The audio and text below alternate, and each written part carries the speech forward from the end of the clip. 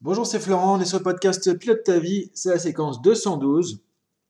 Donc hier, on parlait de passer à l'action avec une feuille de route.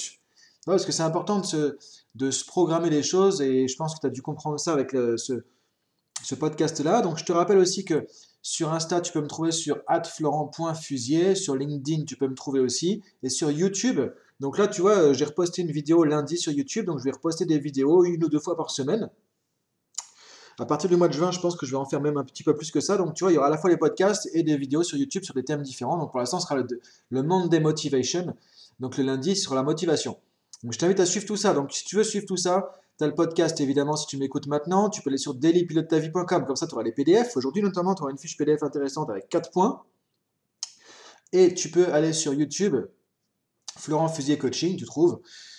Et sur Insta, et si tu t'abonnes, bah, ça me donne un coup de main évidemment par rapport à ce que je fais pour la visibilité, sachant que là c'est comme ça pour l'instant. Ensuite, en septembre, sûrement qu'à la rentrée, il y aura un nouveau site où il y aura tout de regroupé dessus. Tu retrouveras à la fois des podcasts, des formations en PNL que je fais, les formations B2B que je fais. Tu vois, je suis en train de préparer un gros truc pour la rentrée. Et donc, tu pourras retrouver tout ce que je fais au même endroit avec des contenus gratuits, avec des formations, des programmes en ligne, des formations en visio, tout ça. Tu vas retrouver vraiment tout ce que je fais en un seul endroit, que ce soit du podcast, des vidéos, du contenu gratuit, payant, etc. Donc je t'en dis pas plus, mais il y a des choses qui vont vraiment arriver pour la rentrée de septembre. Un petit peu plus tôt si jamais je peux, mais tu vois, c'est beaucoup de boulot. Là, il y a vraiment des gros trucs en chantier. Donc déjà, tu peux aller voir tout ça. Si tu veux échanger avec moi, encore une fois, c'est le plus simple, c'est sur Insta, @florent.fusier. Donc voilà, on est dans la semaine, on a une thématique chaque jour. Donc là, aujourd'hui, on va changer de sujet, on va parler du passé. Parce que pourquoi effectivement? Parce que souvent je vois je vois un accompagnement, tu vois, souvent un peu on est pris par notre passé, des trucs qu'on n'arrive pas à dépasser non plus. Et encore une fois, ce qui est important de se dire, c'est tout bête ce que je vais te dire, hein, c'est tout bête, franchement, tu vas te dire, mais il n'y a pas besoin de faire un podcast pour ça, quoi. C'est que le passé, il est passé, quoi. Il est terminé. Mais le problème, c'est qu'il est terminé factuellement. Le temps est révolu. Mais le problème, c'est que notre inconscient n'a pas cette même notion du temps. Ce qu'on dit souvent en PNL ou même en psychologie, c'est que le cerveau fait même pas la différence entre un truc qui s'est passé il y a un an, il y a 5 minutes, il y a 10 ans, quoi, tu vois.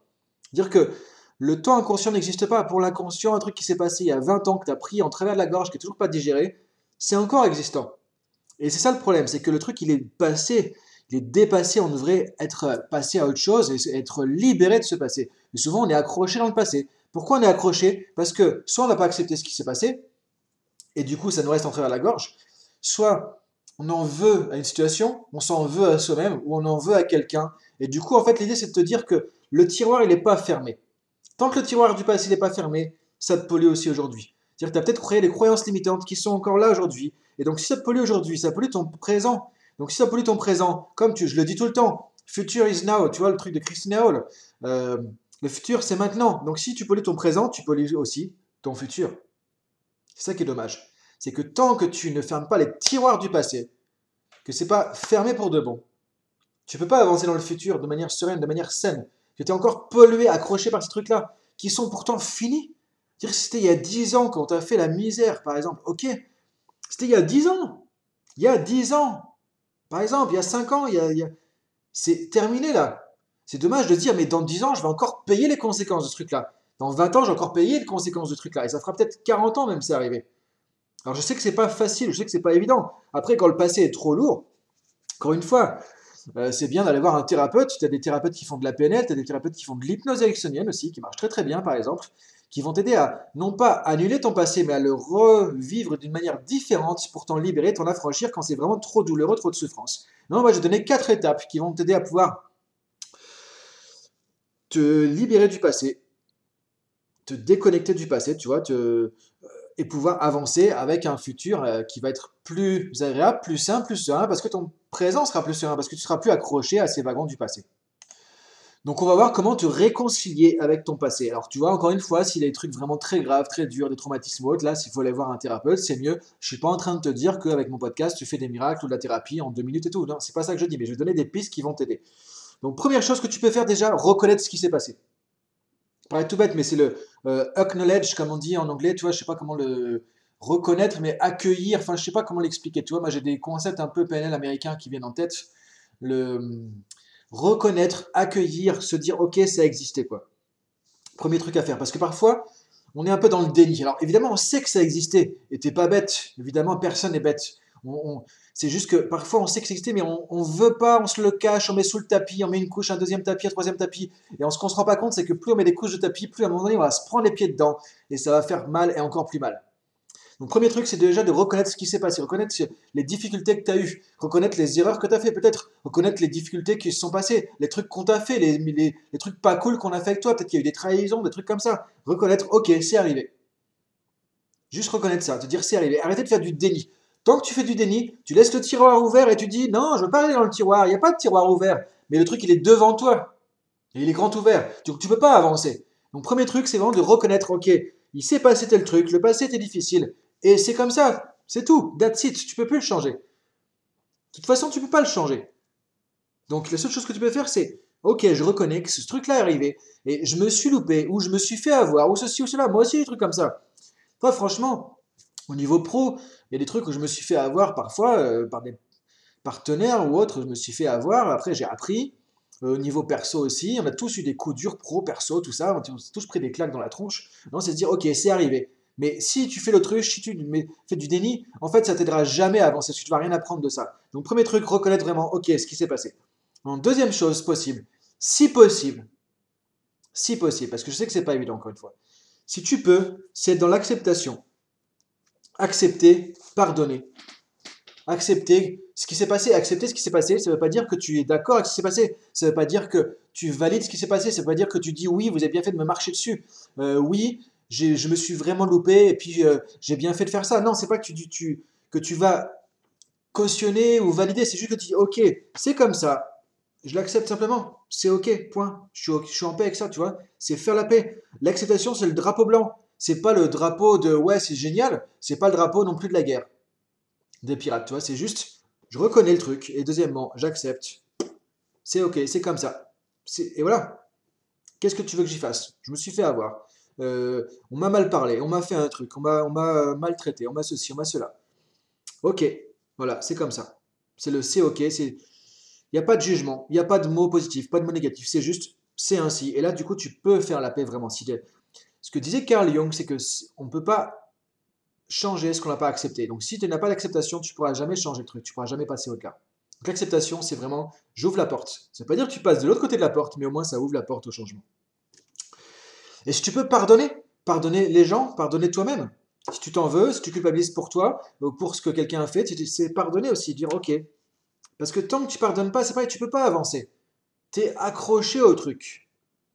Tu es accroché au truc. Et donc, c'est-à-dire que tu avances dans le futur, tu dis, mais mon futur, je veux qu'il soit cool, quoi. Mais tu avances dans ton futur, tu as un boulet au pied encore que tu traînes. Il faut que tu coupes le truc. Pour couper le truc, c'est reconnaître, accepter, pardonner. Ensuite, maintenant, une fois que tu as fait ça, tu peux te dire, ok, comment je peux voir ça autrement? Et d'ailleurs, ça va aussi t'aider à faire ces deux étapes. La troisième étape va t'aider aussi à faire les deux premières. Maintenant, comment je peux voir ça d'une manière différente? Comment je peux voir ça sous un angle différent, sous un angle plus constructif, en me disant, ok, si c'était pas à moi que c'était arrivé, si c'était quelqu'un d'autre, qu'est-ce que je pourrais trouver comme leçon, comme côté constructif, comme côté positif, tu vois? Je sais que c'est pas évident, mais apprendre de ses erreurs, c'est le meilleur moment de le faire, quoi.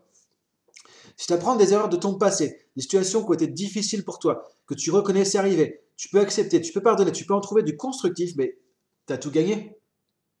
Parce que tu ne pourras pas le refaire le truc. Donc tu as déjà souffert une fois, tu veux encore souffrir toute ta vie pendant 1 an, 5 ans, 10 ans, 20 ans, et amener cette souffrance dans le futur. Mais non.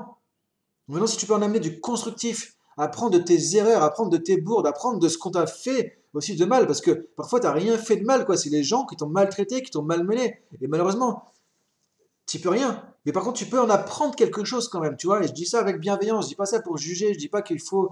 Je dis juste avec bienveillance te dire, si tu peux en trouver du constructif, tu pourras avancer avec ça. Tu pourras laisser ce fardeau, le poser et dire, ok, je passe à autre chose maintenant. Donc, troisièmement, retrouver du constructif, tirer les leçons, apprendre.